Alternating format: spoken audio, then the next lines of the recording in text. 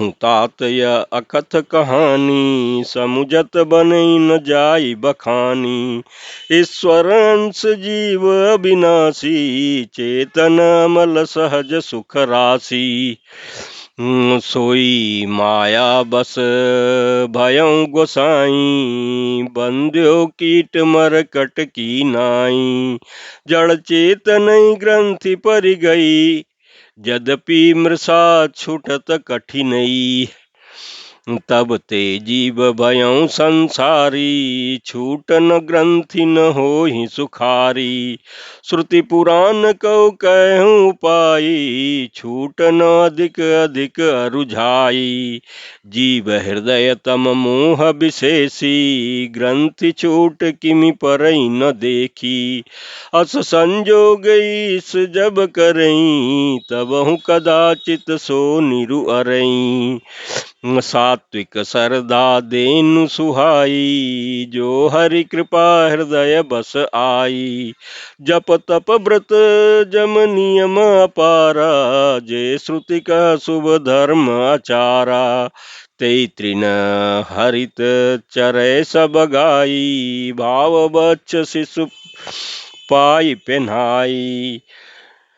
नोई निवृत्ति पात्र विश्वासा, निर्मल मन अहिर निज दासा। परम धर्ममय पय दुहि भाई, अवटय अनल काम बनाई।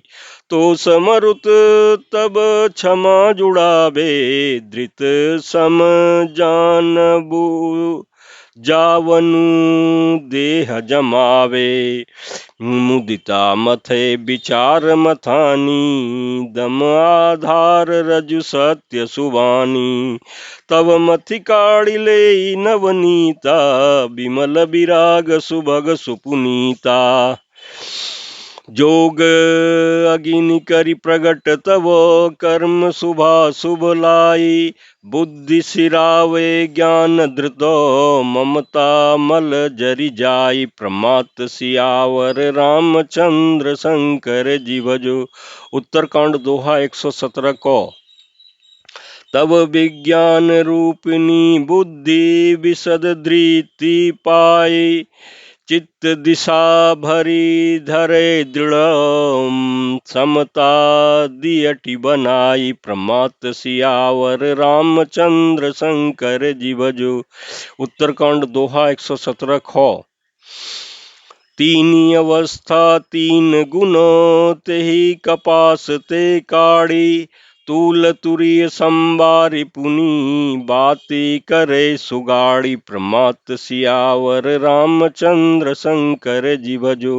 उत्तरकांड दोहा 117 गो। तेज राशि विज्ञानमय, एहि विधि ले से दीप जरहि। मदादिक सलभ सब, जातहि जासु समीप। प्रमात सियावर रामचंद्र शंकर जी भजो।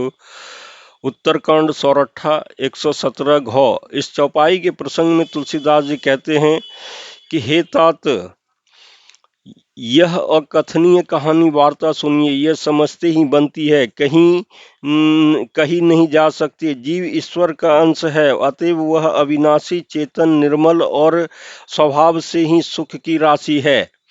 हे गोसाई, वह माया के वशीभूत होकर के तोते और वानर की भांति अपने आप ही बंध गया।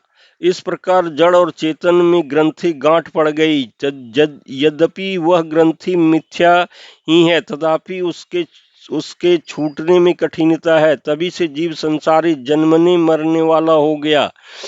अब न तो गांठ छूटती है और न ही वह सुखी होता है। वेदों और पुराणों ने बहुत से उपाय बतलाए हैं, पर वह ग्रंथि छूटती नहीं, वरन अधिकाधिक उलझती ही जाती है।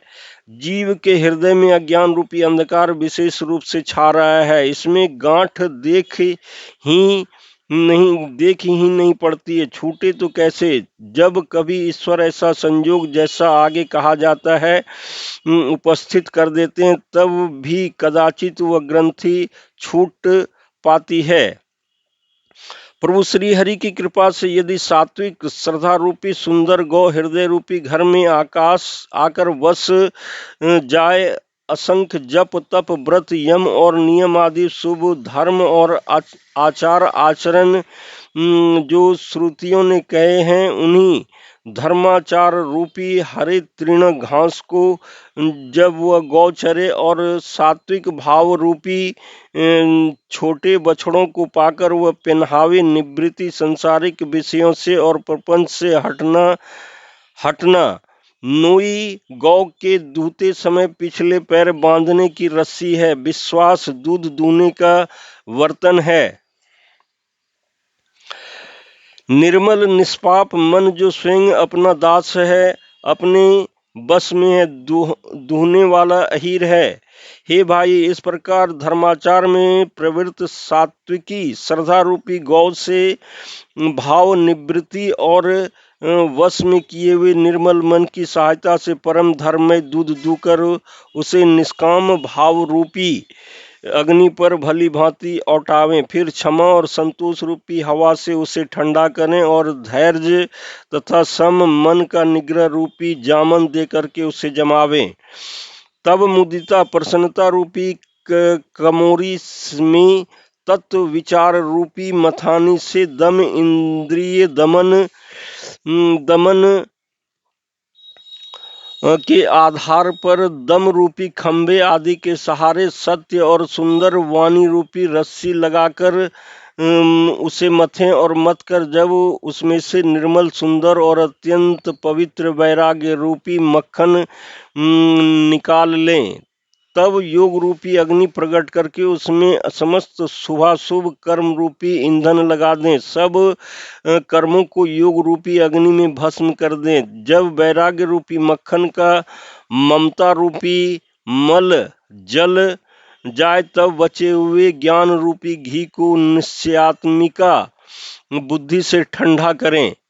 तब विज्ञान रूपनी बुद्धि उस ज्ञान रूपी निर्मल घी को पाकर उससे चित्त रूपी दिए को भरकर समता की दीवट बनाकर उस पर उसे दृढ़ता पूर्वक जमा कर रखें। जागृत स्वप्न और सुसुप्ति तीनों अवस्थाएं और सत्व रज और तम तीनों गुण रूपी कपास से तुरीय अवस्था रूपी रुई को निकालकर और फिर उसे संवार कर उसकी सुंदर कड़ी बत्ती बनावें। इस प्रकार तेज की राशि विज्ञान में दीपक को जलावें, जिसके समीप जाते ही मद आदि सब पतंगे जल जाए।